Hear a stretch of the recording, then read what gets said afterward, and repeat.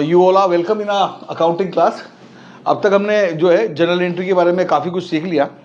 हमने ये जाना कि बिजनेस में एक जो फर्स्ट रूल है हमारा वो है रियल अकाउंट से रिलेटेड, वास्तविक खाते, वस्तु से रिलेटेड खाते, थिंग्स से रिलेटेड खाते, ऐसे अकाउंट्स जिसमें किसी चीज़ के फिजिकल एग्जिस्टेंस हो उसके बारे में अपन बातचीत करते हैं कि debit what comes in, credit what goes out. तो जो फिजिकली एग्जिस्ट करता है वही बिजनेस में आता है या जाता है, थिंग्स अपन बोलते हैं उनको, है ना। तो debit what comes in, credit what goes out. व्यापार में आने वाली वस्तु का खाता डेबिट करें, व्यापार से जाने वाली वस्तु का खाता क्रेडिट करें। हमने थिंग्स के बारे में अब तक समझा कि if things are bought for resale purpose, अगर जो भी वस्तु हमने खरीदी, जो भी चीज हमने खरीदी, जो भी थिंग हमने खरीदी वो बेचने के उद्देश्य से खरीदा गया है तो उसको हम बोलते हैं गुड्स, है ना। और गुड्स को परचेज करते हैं तो हम परचेज अकाउंट को डेबिट करते हैं as thing coming into the business. और अगर बेचा है तो as thing going out of the business हम सेल्स अकाउंट को क्रिएट करते हैं।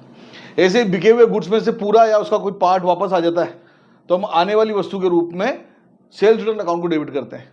और अगर हमने जो खरीदा था उसमें से पूरा या उसका कुछ पार्शियल हिस्सा वापस लौटा देते हैं अपने सप्लायर को तो हम जाने वाली वस्तु के रूप में परचेज रिटर्न अकाउंट को क्रिएट करते हैं। So a thing which is for resale purpose, suppose हम कंप्यूटर के डीलर हैं तो कंप्यूटर हमारे लिए रीसेल पर्पज के लिए हम खरीदते हैं। अगर हम ग्रोसरी आइटम में डील कर रहे हैं, अगर परचूनी की दुकान है हमारा तो आटा दाल वगैरह जो है वो हम रीसेल पर्पज से खरीद रहे हैं। तो जब खरीदेंगे तो हम उसको परचेस अकाउंट बोलेंगे, उसी आइटम्स को, आइटम्स के जितने टोटल अमाउंट का हमने खरीदा उससे परचेस अकाउंट डेबिट करेंगे। और अगर हमने आइटम बेचे हैं तो हम सेल्स अकाउंट को क्रिएट करेंगे as thing going out of the business, है ना। ये जो थिंग्स हैं उसके बारे में अपन को थोड़ा सा और समझना है कि थिंग्स यानी वस्तुएं जिन्हें हम कह रहे हैं, वस्तुओं को अपन है ना तीन प्रकार से बांट रहे हैं, तीन तरह से क्लासिफाई कर रहे हैं। Some things will be called goods, है ना, थिंग्स फॉर रीसेल पर्पस।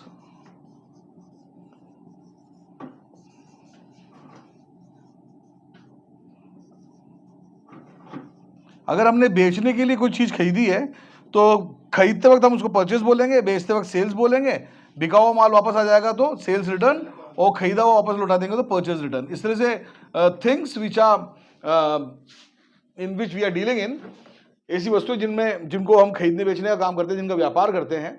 अगर एक कंप्यूटर का व्यापारी तो कंप्यूटर उसके लिए गुड्स है, अगर एक फर्नीचर का व्यापारी तो फर्नीचर उसके लिए गुड्स है, अगर एक कपड़े का व्यापारी तो उसके लिए जो फैब्रिक है या रेडीमेड गारमेंट्स है वो उसके लिए गुड्स है। तो गुड्स को खरीदते वक्त हम परचेज बोलेंगे, बेचते वक्त सेल्स बोलेंगे।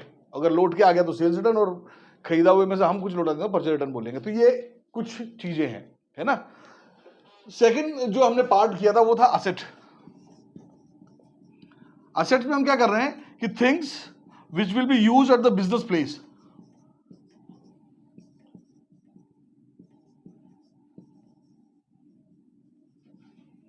एट बिजनेस लोकेशन, सपोज हम कोई फैक्ट्री है हमारी, तो फैक्ट्री में हमने कुछ मशीनें लगाई, या फैक्ट्री की बिल्डिंग ही है, वो भी अपने आप में एक चीज है, एक वस्तु, एक थिंग है। या हमारा ऑफिस है तो ऑफिस बिल्डिंग, ऑफिस बिल्डिंग में रखी हुई फर्नीचर्स, कंप्यूटर्स वगैरह। ऐसा हमारा दुकान है तो दुकान में लगा हुआ फिक्सचर्स, जो फर्नीचर अपन ऐसे फिक्स कर देते ना, आड़े वाड़े बना दिए, एल्यूमिनियम के पार्टीशन बना दिए। हाँ, ये भी, ये एसी फिक्सचर्स में आ जाएगा, या अपन एसी अलग से बोल सकते हैं। तो ये सब असेट कहलाते हैं कि we are going to use it at a business house, business place. Showroom है हमारा, ऑफिस है हमारा, गोडाउन है हमारा, जो भी जगह हम जहाँ बैठ के हम बिजनेस कर रहे हैं तो वहां पे वो चीजें इस्तेमाल होंगी। हम उनको बेचेंगे नहीं, बल्कि वो हमारे बिजनेस का जो डे टू डे का काम है उसको आसान बना देता है। सो जैसे हमारे कंप्यूटर इंस्टीट्यूट में बहुत सारे कंप्यूटर रखे हुए हैं ताकि स्टूडेंट्स आके उस पर प्रैक्टिस कर लें।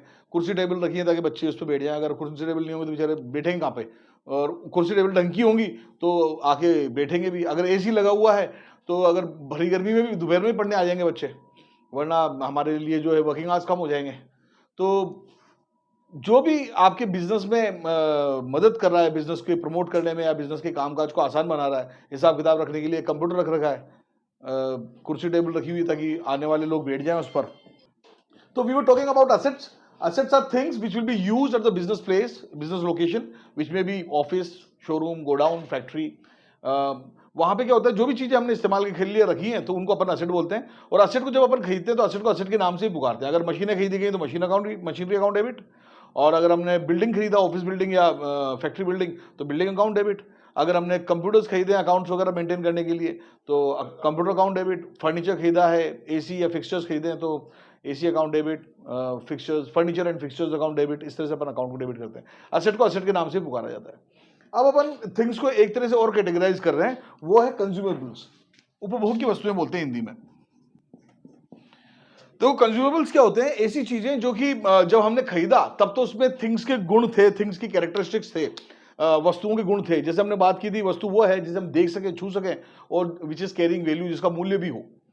सो जैसे हमने कोई भी सामान खरीदा, जैसे कुर्सी खरीदी या स्टूल खरीदी, तो स्टूल जो देख सकते हैं, उसको हम छू भी सकते हैं, अगर इसका मूल्य भी है, कीमत भी है इसकी। 100 रुपए की एक स्टूल लाए, अब बेचने के लिए लाए तो ये गुड्स है, और अगर हमने ऑफिस में रखने के लिए, भाई इस पे आके बंदे बैठेंगे या कुछ भी हमारे बैठने के हिसाब से लाए, तो वो असेट है। अगर हमने गुड्स के रूप में खरीदा तो परचेस अकाउंट डेबिट, और फर्नीचर के रूप में खरीदा, असेट के रूप में खरीदा, तो फर्नीचर अकाउंट डेबिट, है ना। लेकिन कई चीजें ऐसी होती है जो हमने खरीदा तब तो उसको देख सकते हैं, छू सकते हैं, उनकी कीमत भी होती है, लेकिन जैसे हमने उसको इस्तेमाल किया, जैसे हमने उसका उपयोग किया, जैसे हमने उसको यूज किया, तो उसके बाद वो वस्तु के जो 3 गुण हैं, देख सकते हैं, छू सकते हैं, और कीमत होती है, उनमें से एक या एक से ज्यादा गुण खो देता हो, यानी कि that characteristics will be lost, वो गुण समाप्त हो जाएगा उसमें से। जैसे हमने ऑफिस में स्टाफ के लिए समोसे, कचौरी और चाय नाश्ता मंगा लिया, अब जब मंगाया तो समोसे कचौरी देख भी सकते हैं अपन, चाय को देख भी सकते हैं, छू भी सकते हैं, कीमत भी है, लेकिन जैसे हमने उसको कंज्यूम कर लिया, जैसे हमने उनको खा पी लिया, जैसे उनका इस्तेमाल हो गया, उसके बाद ना दिख रहा है वो, न छू सकते अपन उनको, और ना उनकी कीमत बची। अब ऐसी चीजों को अपन कंज्यूमेबल्स बोलते हैं। तो कंज्यूमेबल्स को ना अपन असेट की श्रेणी में रखेंगे, ना गुड्स की श्रेणी में रखेंगे, उनको अपन एक्सपेंसेस मानेंगे। आपने देखा, जब हम गुड्स खरीदते हैं तो गुड्स को डेबिट कर रहे हैं, परचेस, गुड्स के रूप में हम परचेस अकाउंट को डेबिट कर रहे हैं। जब हम असेट्स खरीद रहे हैं तो हम आने वाली चीज के रूप में उस पर्टिकुलर असेट का नाम डेबिट कर रहे हैं, जैसे फर्नीचर तो फर्नीचर अकाउंट डेबिट, मशीनरी तो मशीनरी अकाउंट डेबिट। लेकिन अगर हमने खर्चा किया है, और खर्चों को भी हम डेबिट ही करते हैं, तो अगर हमने समोसे कचौरी खरीदे ऑफिस के लिए, तो हम ऑफिस एक्सपेंसेस या रिफ्रेशमेंट एक्सपेंसेस अकाउंट डेबिट करेंगे, खर्चे के रूप में इसको डेबिट करेंगे, थिंग्स नहीं मानेंगे। ऐसे ही जैसे गाड़ी में अपने पास में, मान लो अपन मार्केटिंग करने के लिए अपने पास में मोटरसाइकिल वगैरह है, वो मोटरसाइकिल में वो बंदा जो है पेट्रोल डलवा के ले जाता है, पेट्रोल डलवाया, तो पेट्रोल खरीदते वक्त अपन उसको पेट्रोल एक्सपेंसेस बोलेंगे, न कि पेट्रोल अकाउंट, या कन्वेंस एक्सपेंसेस भी बोल सकते हैं, आने जाने का खर्चा, है ना। तो पेट्रोल खरीदा, मान लो हमने अपने मार्केटिंग के लिए ऑफिस की जो व्हीकल था उसमें पेट्रोल डलवाया, डीजल डलवाया, अब ये डीजल तो कंज्यूम हो जाएगा, आगे जाके तो गायब हो जाएगा। तो ऐसी चीजों को अपन बोलते हैं ये कंज्यूमेबल्स हैं। तो हमने जब पेट्रोल खरीदते हैं तो हम आने वाली वस्तु के रूप में पेट्रोल अकाउंट या डीजल अकाउंट डेबिट नहीं करेंगे, हम बोलेंगे ये कन्वेंस एक्सपेंसेस है, या शहर के बाहर जाने के लिए भरवाया तो ट्रैवलिंग एक्सपेंसेस है, या आप इसको पेट्रोल एक्सपेंसेस भी बोल सकते हो, लेकिन आमतौर पे हम कन्वेंस या ट्रैवलिंग एक्सपेंसेस में डालते हैं इसको।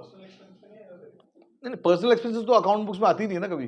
व्हाट वी आर एंटरिंग, व्यापार में आने वाली वस्तु, व्यापार से जाने वाली वस्तु, व्यापार के खर्चे, व्यापार की कमाई, व्यापार को देने वाला, व्यापार से पाने वाला, बिजनेस रिलेटेड ट्रांजेक्शंस को ही अपन अकाउंट बुक्स में लिख रहे हैं ना, पर्सनल खर्चों को नहीं लिख रहे हैं अपन। हाँ, पर्सनल खर्चे अगर बिजनेस से गया है उसके लिए पैसा, तो हम ड्रॉइंग्स के रूप में उसकी एंट्री कर रहे हैं, वो तो हम सीख चुके हैं, है ना। कहने का मतलब है, अगर आपने कोई कंज्यूमेबल आइटम खरीदा तो अपन उस आइटम को डेबिट नहीं करेंगे गुड्स या एसेट के रूप में, वो गुड्स या एसेट है ही नहीं, वो तीसरी चीज है, वो कंज्यूमेबल है वास्तव में एक्सपेंसेस, खर्चे हैं वो, और एक्सपेंसेस को भी डेबिट ही किया जाता है, तो हम खर्चों को डेबिट करेंगे। जैसे अगर हमने ऑफिस यूज के लिए पेन पेंसिल रबर वगैरह खरीदा, A4 साइज का स्टेशनरी खरीदा, अपन ने एनवलप्स वगैरह खरीदे कि भाई चिट्ठी पत्री भेजनी है किसी को, तो ये जो सामान खरीदा अपन ने स्टेशनरी का, तो हम इसको ऐसे नहीं बोलेंगे pen account debit, pencil account debit, paper account debit, हम बोलेंगे stationery expenses account debit.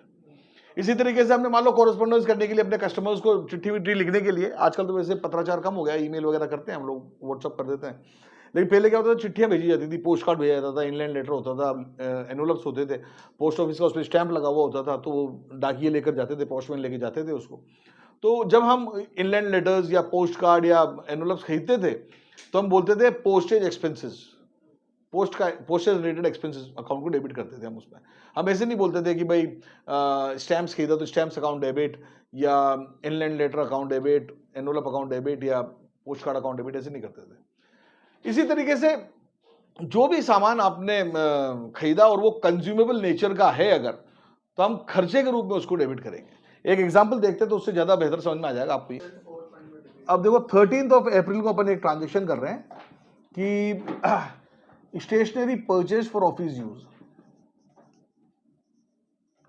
Stationery purchased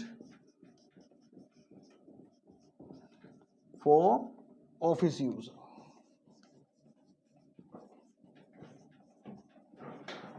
₹250। देखिए स्टेशनरी में अपन पेन, पेंसिल, रबर, पेपर आता है A4 साइज का, इसके अलावा ऐसे ये मार्कर वगैरह के रिफिल्स आते हैं या मार्कर्स भी वगैरह भी आते हैं, इन सबको भी अपन स्टेशनरी में शामिल करते हैं। और ये स्टेशनरी जो होता है ना, इनको जो है अपन कंज्यूम कर जाते हैं, मतलब जब इस्तेमाल करते हैं तो इनकी वैल्यू खत्म हो जाती है। पेपर लाए अपन तो उसको प्रिंट आउट निकाले तो रद्दी हो गया, वो रजिस्टर वगैरह लाए अपन उसमें कुछ लिख दिया तो वो भी रद्दी हो गया। ये भी जो है पेन में से भी स्याही जब खत्म हो जाएगी, है ना, तो ये कचरे में जाएगा, ये मतलब अपन इसको संभाल के नहीं रखते आमतौर पर। तो स्टेशनरीज जो है वो भी कंज्यूमेबल थिंग्स हैं, तो कंज्यूमेबल थिंग होने की वजह से इनको अपन आने वाली वस्तु नहीं मानेंगे, वस्तु मानेंगे ही नहीं इनको। कंज्यूमेबल थिंग्स को अपन थिंग्स की कैटेगरी में ना रख के एक्सपेंसेस की कैटेगरी में रखते हैं। ये बात समझाने के लिए हमने ये ट्रांजेक्शन ले रहे हैं। और आप देखें इसकी एंट्री कैसे करेंगे, सोचे कैसे कि क्या डेबिट होगा। पहला रूल है डेबिट व्हाट कम्स इन। क्या बिजनेस में कुछ आ रहा है? अब देखो स्टेशनरी आ तो रहा है, अगर ये गुड्स के फॉर्म में आया होता तो हम परचेज अकाउंट डेबिट कर देते हैं। अगर ये स्टेशनरी ऐसी होती कि जिसका आगे भी एग्जिस्टेंस रहता वैल्यू के फॉर्म में, है ना, तो हम इसको असेट मान लेते हैं। लेकिन आगे जाके ये तो कंज्यूम हो जाने वाली है, तो ये क्योंकि कंज्यूमेबल है इसलिए एक एक्सपेंसेस है, और हम इसलिए बोलेंगे कि ये वस्तु नहीं है, बोले थिंग है ही नहीं। If a thing is there and it is having nature of consumable thing, ऐसा आइटम है जो कि आगे जाके या तो उसको हम देख नहीं पाएंगे, या उसको छू नहीं पाएंगे, या उसका मूल्य नहीं रहेगा, तो हम उसको जो है कंज्यूमर मानते थे। वो कुछ चीजें जो समोसे, कचौरी और चाय है वो तो देख भी नहीं सकते, छू भी नहीं सकते, मूल्य भी नहीं है। लेकिन पेन जैसा है उसको बाद में भी देख छू तो सकेंगे, लेकिन क्योंकि वो यूजेबल नहीं रहा तो उसकी वैल्यू खो दी उसने, तो इसलिए भी वो थिंग की कैटेगरी में नहीं आ रहा। तो हम ये बात कर रहे थे कि स्टेशनरी एक कंज्यूमेबल आइटम है, एक कंज्यूमेबल थिंग है, इसलिए इसको हम गुड्स और असेट की श्रेणी में नहीं रख के एक्सपेंसेस की श्रेणी में रखेंगे। और क्योंकि एक्सपेंसेस है तो वस्तु तो आ नहीं रही, हम स्टेशनरी को आने वाली वस्तु नहीं मानेंगे। हालांकि उसमें जब खरीदा जब तो वस्तु का गुण था, लेकिन आगे जाके ये वस्तु के गुण खत्म हो जाएंगे उसमें से, जैसे हम इस्तेमाल करेंगे इसको, इसलिए ये थिंग नहीं है। समझ में आ रही है ना बात ये? अच्छा, ये stationery purchase for office use ऐसे लिखा हुआ अथर, ये कैश में खरीदा क्रेडिट में खरीदा, कैसे पता? हाँ, अगर ये उधार में खरीदा होता है ना, तो इसमें बंदे का नाम होता, उस पार्टी का नाम होता जिससे हमने खरीदा।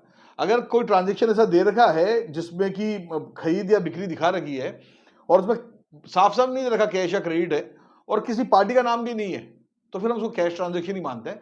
लेकिन अगर पार्टी का नाम है और कैश या क्रेडिट के बारे में साफ साफ नहीं बता रखा, तो फिर हम उसको क्रेडिट ट्रांजेक्शन मानते हैं। ऐसा हमने समझा था, है ना। तो सेकंड रूल है क्रेडिट व्हाट गोज आउट। तो is there anything going out? Cash is going out, तो कैश अकाउंट क्रेडिट हो जाएगा। ठीक है, 250 रुपए से, है ना। और आगे ये बोल रहा है कि भाई तीसरा रूल है हमारा credit all the incomes and gains. क्या ये इनकम है? तो इनकम तो नहीं है, क्योंकि इनकम में तो पैसा आता है, यहां पैसा जा रहा है। चौथा रूल है debit all the expenses and losses. Is it any expenses? Yes it is expenses, तो हम स्टेशनरी को एक्सपेंसेस मानेंगे, तो हम स्टेशनरी एक्सपेंसेस अकाउंट को डेबिट कर देंगे।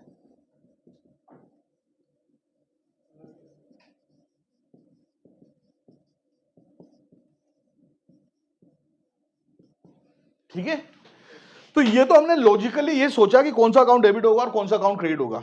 जनरल बुक में हम क्या करेंगे, इस तरह से जो है हम एंट्री कर देंगे stationery expense account debit to cash 250। ठीक है, ये बात समझ में आ गई। एक बात और समझ लेते हैं अपन,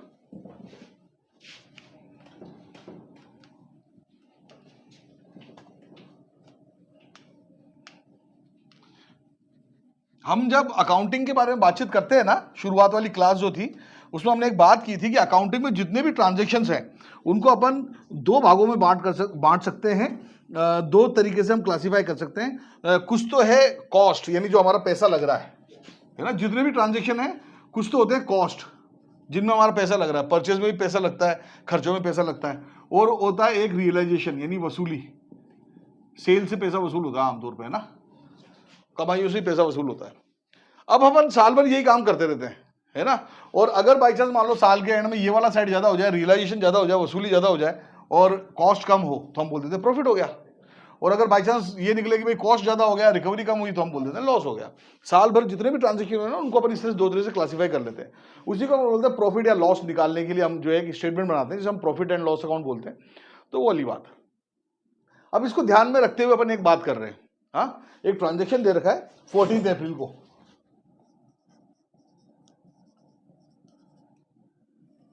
गुड्स सोल्ड 2,000 रुपये, है ना, और साथ में दे रखा है cost price was of the same, cost price of the same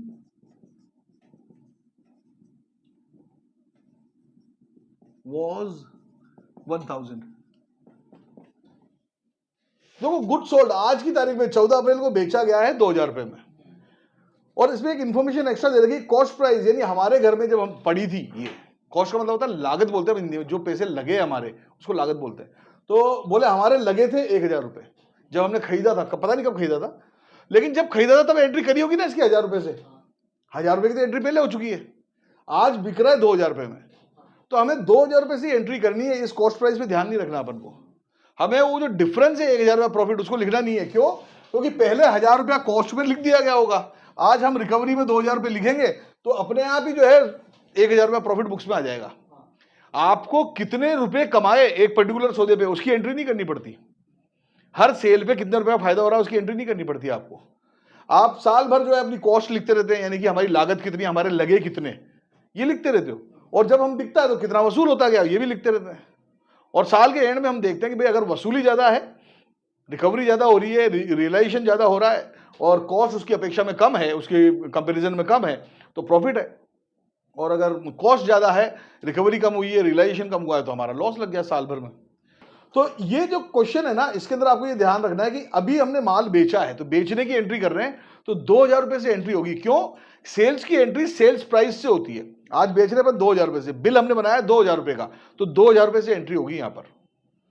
क्योंकि अभी ग्राहक कितने पैसे देगा, 2,000 रुपए माल बेचा किसी को, कितने रुपए देगा वो ग्राहक? 2,000 रुपए देगा, तो 2,000 रुपए आए, और हम बिल कितने का बनाएंगे, तो अब माल कितने का गया, बोला 2,000 का गया, तो 2,000 रुपए आए और 2,000 रुपए माल गया, 2,000 रुपए से एंट्री होगी। इस 1,000 रुपए पे हमको बिल्कुल ध्यान ही नहीं देना, समझ रहे? तो अगर क्वेश्चन में हमारे एकेडमिक्स में ऐसा हो जाता है कि हमारे क्वेश्चन पेपर में जो है, हमारे स्कूल कॉलेज में आप देखेंगे ऐसा क्वेश्चन दिया हुआ होगा कि गुड्स इतने में बेचा और जो कि इतने में खरीदा था। अब खरीदा था उससे कोई मतलब नहीं है अपन को, जब खरीदा होगा जब एंट्री कर दी होगी, वो कंफ्यूज करने के लिए कर रखा है ताकि आदमी 1,000 रुपए की भी कुछ एंट्री करने की कोशिश करे। हाँ देखो, मैं बताता हूँ, लॉजिक बताता हूँ। पहला रूल क्या है, डेबिट व्हाट कम्स इन। क्या कुछ आया बिजनेस में? पहले तो ये देखो गुड्स सोल्ड, ये कैश में है कि क्रेडिट में है? तो फिर कुछ नहीं आया बिजनेस में, कैश आया ना बेटा, तो कैश आया तो कैश को डेबिट करो, 2,000 रुपये कैश आ गया। और कुछ गया क्या? गुड्स गया, गुड्स जाता है तो अपन सेल्स बोलते हैं उसको, तो सेल्स अकाउंट क्रिएट हो जाएगा। कितने रुपया गुड्स गया? 2,000 का कहलाएगा वो, जितने में बिका उतने का है, जितने में खरीदा उतने का नहीं है। आज की तारीख में 2,000 बिक रहा तो 2,000 का है, आज की तारीख में 500 बिक रहा तो 500 का है, जितने में बिक जाए गुड्स उतने का होता है ना। तो ये हमारे को जवाब मिला। तो 1,000 रुपये पे तो हमें सोचने की जरूरत ही नहीं, वो कंफ्यूज करने के लिए दे रखा है। वो प्रॉफिट या लॉस तो अपने आप आ जाता है बुक्स के अंदर, जब हम सारी समरी तैयार करते हैं ना, भाई कितनी हमारी साल भर की रिकवरी है, रियलाइजेशन है, और कितनी हमारी कॉस्ट है, कितना लगा, कितना वसूल हुआ, ये जब हम गणित करते हैं साल के एंड में, जिसे हम बोलते हैं प्रॉफिट एंड लॉस अकाउंट, आगे जाके सीखेंगे अपन, तो उस वक्त निकल जाता। तो इस ट्रांजेक्शन में आपको क्या करना है, बस मालूम पड़ गया ये, तो उसकी एंट्री कैसे बनेगी? 14 अप्रैल को कैश अकाउंट डेबिट 2,000 रुपया, और सेल्स क्रेडिट तो 2 सेल्स 2,000 रुपया। बिल नंबर डाल देंगे अपन नरेशन में, और इस तरह से ये एंट्री पूरी हो जाएगी। बात समझ में आ गई? ठीक है, that's all for today, thank you very much, God bless you all.